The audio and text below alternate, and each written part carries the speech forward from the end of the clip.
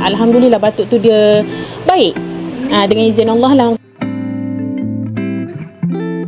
Nama saya Nuriah binti Draman, umur akak 48 tahun.